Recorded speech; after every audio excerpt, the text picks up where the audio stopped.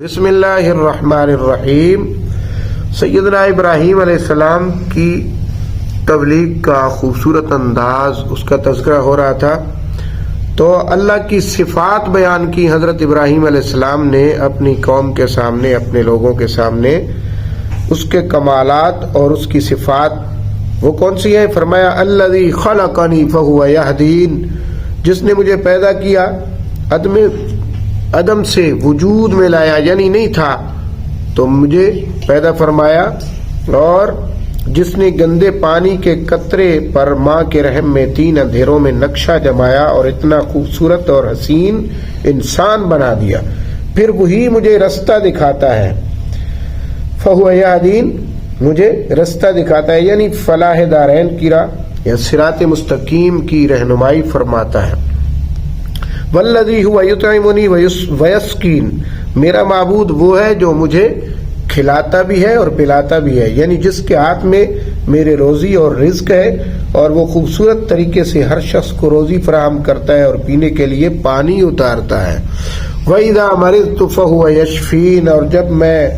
بیمار ہوتا ہوں تو وہی شفا دیتا ہے،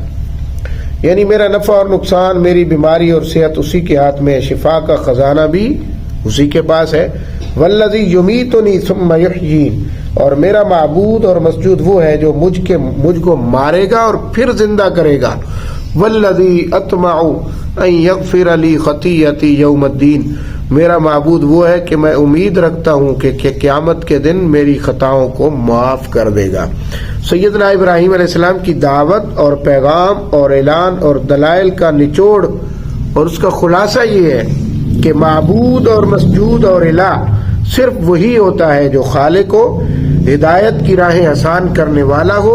جو رزق دینے والا ہو، پانی کا اتارنا، زمین میں محفوظ رکھنا اسی کے اختیار میں ہو، بیماروں کو شفائیں دینا،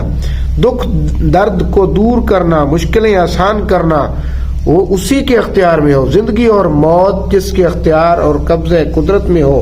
گناہوں، خطاؤں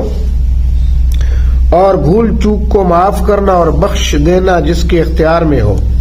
یہ اللہ تعالیٰ کی صفات بیان کی سیدنا ابراہیم علیہ السلام نے بڑے حسین اور خوبصورت انداز میں والد اور قوم کو سمجھایا، ان کے معبودوں کی بے بسی اور بے چارگی بیان فرمائی، اپنے حقیقی معبود اور مسجود کی خوبصورت صفات کا تذکرہ فرمایا، مگر والد اور قوم کے دل کسی طرح بھی نرم نہ ہوئے، ان کے ذہن ذرا بھی ماننے کے لیے آمادہ نہ ہوئے، بلکہ ان کا انکار حد سے گزر گیا اور ضد دن بدن بڑھتی چلی گئی، اور ہٹ دھرمی میں